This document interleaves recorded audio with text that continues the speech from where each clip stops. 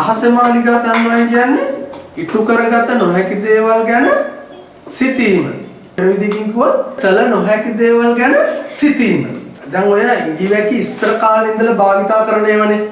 ඉඟිවැකි කියන්නේ අතීතේ ඉඳලා පාවිච්චි වෙන ඒවා. එතකොට කවුරු හරි කෙනෙක් කරන්න බැරි දෙයක් ගැන හිත ඉන්නව නම් කියනවා අපෝ ඔයා මේ අහසේ මාලිගා හදන්න නැතුව ඉන්න කියලා. ඔයා මේ අහසේ මාලිගා හදන්න නැතුව ඉන්න. එහෙම කියලා කියන්නේ කරන්න බැරි දේවල් ගැන සිතීම. අහසේ මාලිගා හදන්න බෑනේ. අහසේ මාලිගාවක් හදන්න බෑනේ. එතකොට කවුරු හරි කෙනෙක් කරන්න බැරි දේවල් ගැන හිත ඉන්නව නම් කියනවා ඔයා මේ අහසේ මාලිගා හදනවා වගේ කල්පනා කරනවා. දැන් කවුරු හරි කෙනෙක් හිතුවට කළු ගලක් මැණික් ගලක් කරන්න බෑනේ නේ. කළු ගලක් මැණික් ගලක් කරන්න කවුරු හරි හිතනවා. එහෙම කරන්න බෑනේ. එතකොට කාට හරි කියන්න පුළුවන් ඒක ගැන හිත ඉන්නව නම් කියන්න පුළුවන් අපෝ ඔයා මේ අහසේ මාලිගා හදන්න නැතුව ඉන්න කියලා. අහසේ මාලිගා කරන්න බැරි දෙයක්. අහසේ මාලිගා හදන්න බෑනේ. මේව ඉස්සර කාලේ ඉඳලා පාවිච්චි වෙච්ච ඒවා.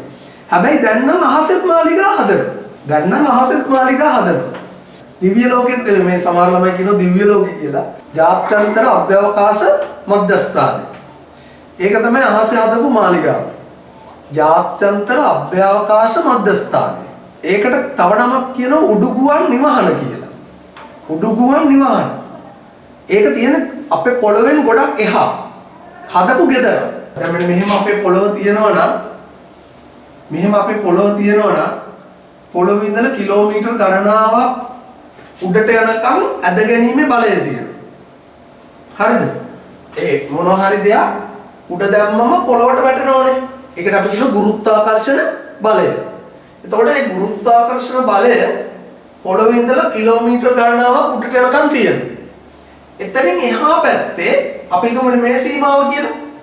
මෙතනින් එහා පැත්තට ගියාම මොනවා හරි දෙයක් උඩ දැම්මට බිම වැටෙන්නේ නැහැ.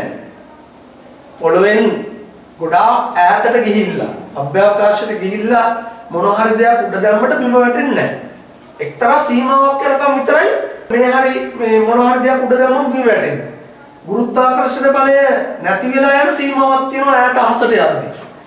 එතනින් එහා පැත්තේ මොනවා හරි දෙයක් උඩ දැම්මට බිම වැටෙන්නේ නැහැ අභ්‍යවකාශයට ගියාට පස්සේ. අපි රොකට් එකකින් මොනවා හරි දෙයක් මෙන්න මෙතනින් එහා පැත්තට තමයි අරගෙන යන්නේ. සමහරලාට රොකට් එකක සම්බන්ධ කරගෙන සැටලයිට් එකක් චන්ද්‍රිකා තියෙනවනේ. චන්ද්‍රිකා අභ්‍යවකාශයට ගෙනහිල්ලා අතහැරලා දානවා. ඊට පස්සේ චන්ද්‍රිකාව ඉහළ අහසේ තියෙනවා. චන්ද්‍රිකාවෙන් අපිට පණිවිඩ ලැබෙනවා. පහළ තියෙන එක දේවල් අපි කාලගුණ චන්ද්‍රිකාවක් අහසේ ගුවන්ගත කරා නම් ඒ කාලගුණ චන්ද්‍රිකාව පහළ තියෙන වායුගෝලයේ මේ වලාකුළු වල ෆොටෝ අරගෙන පෘථිවියට එවනවා. එතකොට තමයි කියන්න පුළුවන් අපිට හෙට වහිනවද සුළුසුලක් ඇති වෙනවද. ඒ වගේ කාලගුණ චන්ද්‍රිකා එක දේවල් වලට චන්ද්‍රිකා ගුවන්ගත කරනවා. කාලගුණ පිළිබඳ තොරතුරු බලා ගන්න විතරක් නෙවෙයි. ඒවා මෙන්න මේ අභ්‍යවකාශයේ තියෙන්නේ. ඒවා පොළොවට කඩාගෙන වැටෙන්නේ නැහැ. ඒවා පාවි තියෙන්නේ. හරිද? ඒවා ගෙනියන්න රොකට් එකකින්. තව එකක් තමයි එහෙම ගෙනිහිල්ල රොකට් එකකින් වෙන දැන් අඟහරු වලට ගෙනිච්ච අර පර්සිවරස් රෝවරේ අඟහරු වලට ගිහිපු පර්සිවරස් රෝවරේ ගෙනිච්ච රොකට් එකකින්. එයා ඈත ග්‍රහලෝකයකට ගිහිපු එක.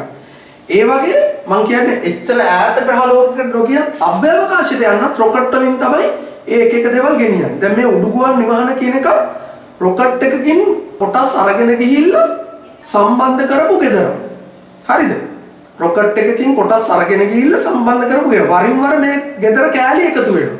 එක කොටසක් හදනවා ඊට පස්සේ තව රොකට් එකකින් තව කොටසක් අරගෙන ගිහිල්ලා ඒකට ජොයින් කරනවා. එහෙම දැන් මේ ගෙදර ටිකක් ලොකුයි. හරිද? මේක විද්‍යාඥයෝ රැඳිලා ඉන්නවා. දැන් මම මෙතන ඇන්දොත් නිකන් මෙන්න මේ විදිහට මම පොඩියට අඳින්න. ඔන්න ඔය වගේ මෙන්න මේ තියෙන සූර්ය පැනල්. මේ සූර්ය පැනල් වලින් තමයි මේකට ඕන විදුලි බලය ලබා ගන්න. කම්පියුටර්ස් වැඩ කරන්න ඒකට ඕන ශක්තිය කරන්ට් එක ඕනනේ. ඒ කරන්ට් එක ගන්න මේ සූර්ය පැනල් වලින්. හරිද? මේ සූර්ය පැනල් වලින් තමයි ශක්තිය අපි හිතමු මෙන්න මෙතනක් තව මේ වගේ කොටසක් තියෙනවා කියලා. මේ සූර්ය පැනල් එකක් කියලා. ඉතින් මේ වගේ ගෙදරක් තමයි ජාත්‍යන්තර අභ්‍යවකාශ මධ්‍යස්ථානය කියන්නේ. මේක ඇතුලේ විද්‍යාඥයෝ නැවතිලා පරීක්ෂණ කරනවා. විද්‍යාඥයෝ 10ක් 12ක් නැවතිලා පරීක්ෂණ කරනවා. එක එක රටවල් වලින් ඇමරිකාවේ විද්‍යාඥයෝ, බ්‍රිතාන්‍යයි, ජපානයේ විද්‍යාඥයෝ මේ එක එක රටවල් වල කොටස් තියෙනවා මේකේ. එක එක රටවල් වලට වෙන වෙච්ච කොටස් තියෙනවා මේ ජාත්‍යන්තර අභ්‍යවකාශ මධ්‍යස්ථාන. එකට ඒගොල්ලෝ එකට ජීවත් වෙන්නේ. අනිත් එක මේකේ අමුතුම ජීවිතයක් තමයි මේගොල්ලෝ මේ විද්‍යාඥයෝ මේකේ ගත කරන්නේ. මේගොල්ලෝ ඇත්තටම මේකේ පාවෙනෝනේ. මේ ගෙදර පාවි තියෙන්නේ. විද්‍යාඥයෝ පාවෙනවා. විද්‍යාත්මක පාවි තමයි ඉන්නේ. බෙල්ට් දාගෙන තමයි සම්බන්ධ වෙලා තියෙන්නේ. ඊළඟට මේ ජාත්‍යන්තර අභ්‍යවකාශ මධ්‍යස්ථානයේ ඒගොල්ලන්ට අපේ පොළොව පේනවා හරි ලස්සනට. පහළ පොළොව පේනවා හරි ලස්සනට. ලොකුවට පේනවා. හරිද? ඊළඟට මේගොල්ලෝ අවුරුදු 2-3 එහෙම රැඳිලා ඉන්නවා.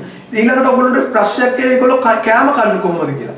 මෙහෙම වියලි ආහාර ද්‍රව්‍ය ප්‍රවාහණය කළ තියෙනවා. මේ වියලි ආහාර ද්‍රව්‍ය ගබඩා කරගෙන තමයි මේගොල්ලෝ කෑම කන්නේ. ඊට පස්සේ ආපහු රොකට් එකක් ගිහිල්ලා ඉවර වෙලා මෙහෙම පොළොවේ විද්‍යාර්ථයෝ ටිකක් අරගෙන ගිහිල්ලා එතනින් විද්‍යාර්ථී ටිකක් ආපහු පොළොවට අරගෙන එනවා. ටර්න් මාරු කරනවා. හරිද? එතකොට ඒ වගේ ඒක එහෙම කරලා තියෙන්නේ බැරි වෙලාවක් පොළොව මොකක් හරි ක්‍රමයකින් විනාශ වුණොත්. පොළොව විනාශ වෙන්න පුළුවන් ආකාර කීපයක් තියෙනවානේ. ওই වගේ හඳුනනගත්ත වෛරස් එකක් ඇවිල්ලා මුළු ලෝකෙම මිනිස්සු මිය යන්න පුළුවන්. න්‍යෂ්ටික ප්‍රහාරයක් ඇවිල්ලා මුළු ලෝකෙම මිනිස්සු මිය යන්න පුළුවන්. දැන් තියෙනවා දරුවනේ මේ එක තත්පරයකින් මුළු ලෝකෙම විනාශ කරන්න පුළුවන් විදිහේ ආයුධ හදලා තියෙනවා. මේ ඔයගොල්ලෝ දැනගෙන තියෙන්න ඕනේ. හරිද? දැන් එක තත්පරයකින් මේ කියන්නේ හුස්ම ගන්න කෙනා මිය යන විදිහට. නෆාම් වගේ බෝම්බ හදලා තියෙනවා. ඒවා දාවට පස්සේ මේ මුළු පෘථුවියේ වටේටම වායු ගෝලයට එකතු වෙනවා. වායු ගෝලයට එකතු වෙනවා. දැන් ඇමරිකාවේ පිපිරුවා මේ වායු ගෝලයට එකතු වෙන්නේ. එතකොට වායු ගෝලයේ මුළු ලෝකෙම එකම වායු ගෝලයක් නැතිේ හුස්ම ගන්න කෙනා මිය යනවා. ඒ වගේ දරුණු තත්ත්වයක් තියෙන්නේ මේ ත්‍රස්තවාදීන් වගේ අය අතර මේ න්‍යෂ්ටික ආයුධ අහුණාති ලොකු විනාශයක් වෙන්න පුළුවන්. දැන් ඔයගොල්ලෝ දන්නවනේ අර 1940 ගණන් වල ජපානයේ දැම්ම පරමාණු බෝම්බේ. ඒ පරමාණු බෝම්බේ කියන්නේ න්‍යෂ්ටික ආයුධයක්. එතකොට මේ බෝම්බේ දාපු තැන අද තනකොළ ගහක්වත් පැලවෙන්නේ නැහැ. උපදින අයත් ඒ බෝම්බේ දාපු තැන උපදින අය අංග විකල වෙලා උපදින්නේ තාම 1940 ගණන් වල දාපු. දැන් ඒ වගේ නෙවෙයි දැන් ලෝකෙ ගොඩක් දියුණුයි. දැන් මේ 2021 වෙනකොට තත්පර ගානින් මුළු ලෝකෙම විනාශ කරන්න පුළුවන් න්‍යෂ්ටික ආයුධ හදලා ඉවරයි. හරිද? ඒක අපේ ලෝකෙ විනාශ වෙන්න පුළුවන් ක්‍රම මම මේ කියන්නේ. ඒවා ඔය වගේ හඳුන්වනගත් වෛරස් ඇවිල්ලා විනාශ වෙන්න පුළුවන්. න්‍යෂ්ටික ආයුධ වලින් විනාශ වෙන්න පුළුවන්. ඒ වගේම විශාල උල්කාපාතයක් පොළොවට කඩාගෙන වැටෙන මුළු ලෝකෙම විනාශ වෙන්න පුළුවන්. ඒ වගේ අවදානම් තත්ත්වයක් තියෙනවා. එතකොට පොළොව විනාශ වුණත් මේ ජාත්‍යන්තර අභ්‍යවකාශ මධ්‍යස්ථානයේ ඉන්න අය මේකට කියන්නේ මේක ඉංග්‍රීසියෙන් කියන්නේ ISS International Space Station. International Space Station. මේකේ ඉන්න අය මේ ජාත්‍යන්තර අභ්‍යවකාශ මධ්‍යස්ථානයේ ඉන්න අය මොකක්වත් වෙන්නේ නැහැ. පොළොව මොන හරි ක්‍රමයකින් විනාශ වුණත් ඒගොල්ලන්ට මොකක්වත් වෙන්නේ නැහැ. ඒගොල්ලෝ ඉන්නේ උඩුගුවන් නිවහනේ. ඒකයි. එතකොට සම්පූර්ණ ජීවීන් විනාශ වුණත් ඒ ජීවීන් ටික හරි ඉතුරු වෙනවා. හරිද? ඊළඟට ඔයගොල්ලෝ බලන්න දැන් මේ ජාත්‍යන්තර අභ්‍යවකාශ මධ්‍යස්ථානයේ මම කියන්නේ කොටස් එකතු කරලා හදපු ගෙදරක් කියලා මේක බලන්න ආසද ඕනද ඔයගොල්ලන්ට බලන්න? එහෙනම් අපි යමුද ට්‍රිප් එකක් එතනට? ඔයගොල්ලෝ දන්නවද මේකේ ඕන දෙයක් පාවෙනවා. මේකේ ඕන දෙයක් පාවෙනවා. වතුර බොන්න උනත් පාවි තමයි බොන්න වෙන්නේ. හරිද? වතුරත් පාවෙනවා. ඒ අදගැනීමේ බලයක් නැහැනේ. හරිද? අදගැනීමේ බලයක් නැහැ. ඊට පස්සේ මෙතන ඉඳලා අතන්ට යන්න ඕන මෙහෙම නිකන් මාළුවෙක් වගේ පීනගෙන තමයි යන්න වෙන්නේ. ඕම තමයි යන්න වෙන්නේ. හරිද? ඊළඟට දත් මැදලා කෙල ගහන්න බෑ. ඒකේ තියෙන ඒ ටූත් පේස්ට් ගිලින්න පුළුවන් ටූත් පේස්ට් එකක් තියෙන්නේ. දත් මැදලා ගිලින්න තමයි ඕනේ. කෙල ගහකට ගිහලා වටේට යයි. හරිද? ඊළඟට නිදා ගන්න පුළුවන් බෙඩ්රූම්ස් තියෙන පොඩි බෙඩ්රූම් තියෙන බෙල්ට් එකක් දාගෙන නිදා ගන්න පුළුවන්. නැත්නම් පාවෙනවනේ. මේකෙන් එළියට යන්න නම් විශේෂ ක්‍රම යොදා ගන්න ඕන. අභ්‍යවකාශ ඇඳුම් කට්ලේ දාගෙන තමයි එළියට යන්න ඕන. ඒකත් බෙල්ට් එකකින් සම්බන්ධ කරගෙන තමයි එළියට යන්න ඕන. විවිධ පරීක්ෂණ කරන්න එළියට යනවා මේ අභ්‍යවකාශ මධ්‍යස්ථානයේ. අභ්‍යවකාශයට. හැබැයි බෙල්ට් එකකින් සම්බන්ධ වෙලා යන්න බෙල්ට් එක අතහැරුණොත් එහෙම කොහේ යයිද දන්නේ නැහැ. අභ්‍යවකාශයට. හරිද? අපි බලමු දැන් අභ්‍යවකාශ මධ්‍යස්ථානයට ගිහලා මම මේ මයික් එකකින් කතා කරන්න ඕන නම් මයික් එක අල්ල ගන්න ඕනේ නැහැ. ඒ පොළොවට වැටෙන්නේ නැහැ. මෙහෙම පාවි මයික් එක තියෙනවා කතා කරන්න විතරයි තියෙන්නේ. හරිද? අපි බලමු මේ තියෙන අභ්‍යවකාශ මධ්‍යස්ථානයේ පිටතට පේන විදිය. හරිද? ඕක තමයි අභ්‍යවකාශ මධ්‍යස්ථානේ. ඔය යට තියෙන්නේ පොළව. ඔය නිල් පාටට පේන්නේ පොළව. අර සුදු පාටට පේන්නේ පොළවේ තියෙන වලාකුළු. සුදු පාටට පේන්නේ පොළවේ තියෙන වලාකුළු. යට තියෙන්නේ නිල්ම නිල් පාටට අපේ පොළව. ඔය මේ තටු වගේ තියෙන සූර්ය පැනල්. ඔය සූර්ය පැනල් වලින් තමයි ඒකෙන් තමයි කරන්ට් එක ගන්න. අරක තමයි ඔය ගෙදර තියෙන්නේ උඩුගුවන් විමාන ඔය විදියට තමයි. And a lot of folks, I play this game with myself about where we're flying over the earth. Try to come in here and just guess. After being here for a little while, you can sort of figure it out. You can tell different cloud types over different continents. You can tell different soil types over different continents. So let's see. And then, of course, there's a lot of ocean. So usually we're over the ocean at first glance. I will tell you in just a moment where we are.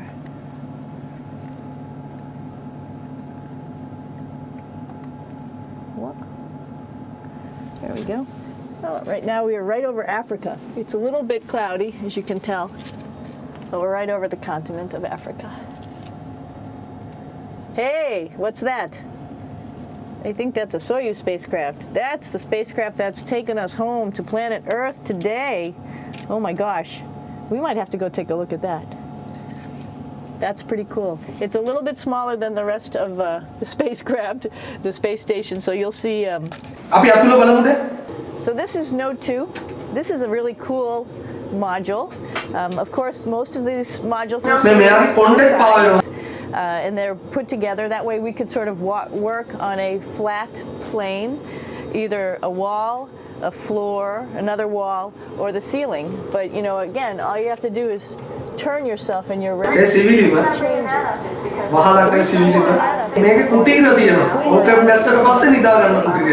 station right here. I'm going in right now.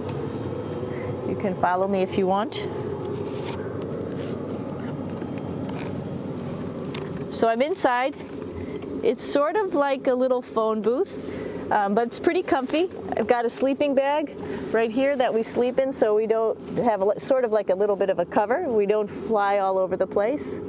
But you know, you can sleep in any orientation. I have it sleeping, feeling like I'm standing up right now, but like you saw, I'm on the floor. But it doesn't matter if I turn over and I sleep upside down. I can't have it. There's more to show you.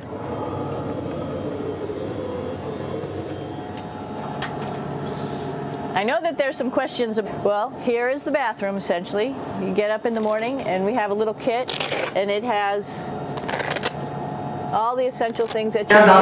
Like your toothbrush and toothpaste. Brush. See how much better the brush makes my hair look?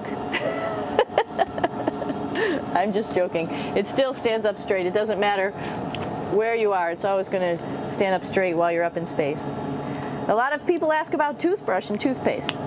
So, luckily enough, toothpaste, you can do it upside right this way, is sticky, and so it sticks to your toothbrush, no problem.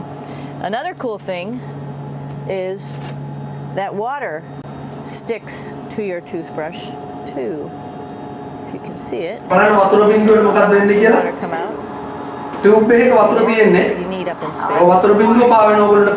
Your toothbrush, and it will make a big bubble. වතුර බින්දුව පාවෙන ඔකට පේනවා rush එකට ගත්තා. තව බින්දුවක් එයා දැන් මේක එයා බොනවා. ඔන්න බලන්න බොන හැටි වතුර බොන හැටි. Drink it. So a lot of people ask about what do you do with the toothpaste after you brush your teeth.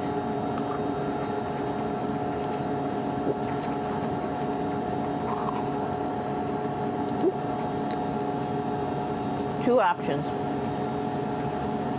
Swallow it, and it's sort of like mouthwash, but it tastes a little gross. Or you can just spit it. It serves for two functions.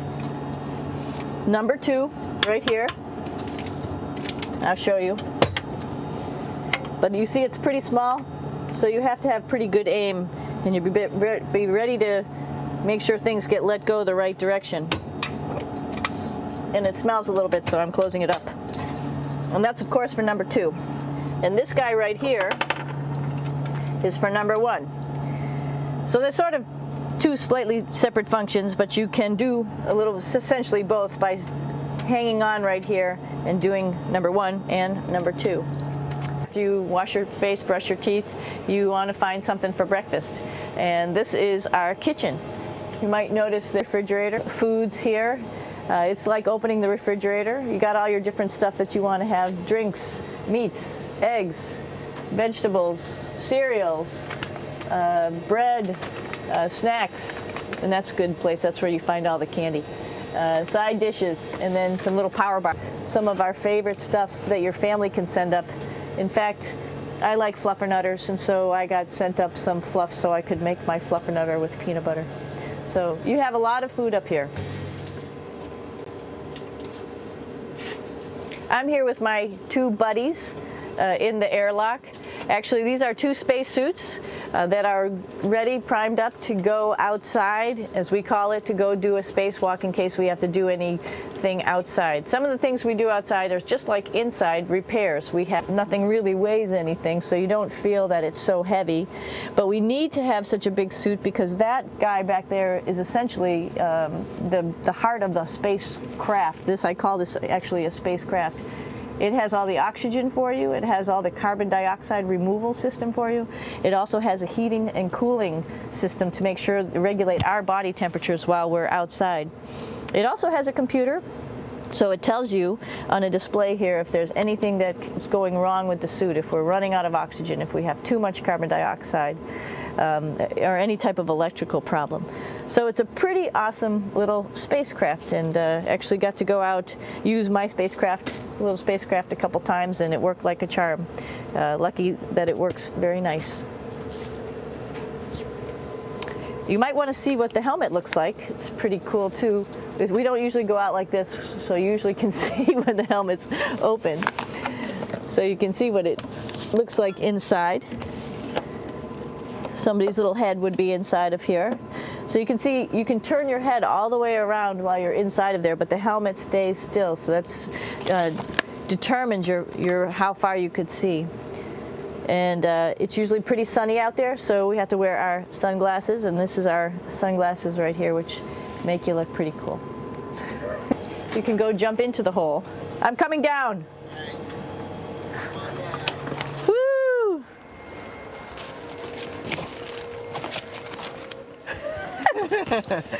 Then you can come right back up again, like Superman. Woo!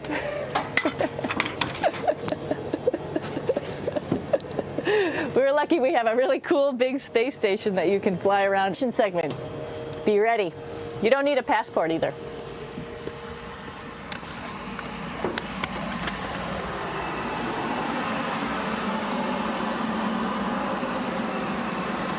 It goes a lot farther back than this. We'll go take a trip and say hello to the boys down there in just a minute. Well, let's do that first, actually, and then we'll go down to the Soyuz at the very end. This is Yevgeny. It's the very first. It is like the Russians' PMM. It has a lot of storage, as you can see.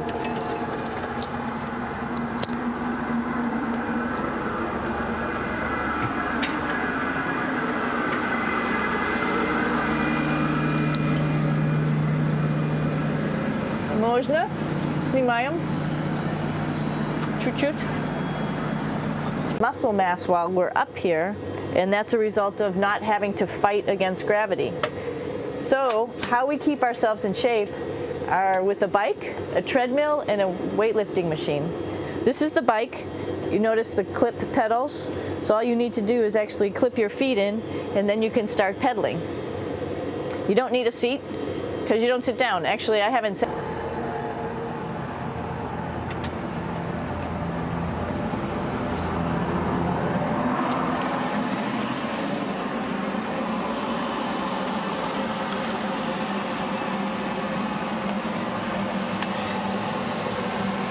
අනාගතේ මේ අභ්‍යවකාශ මධ්‍යස්ථානට tour organise කරනවා.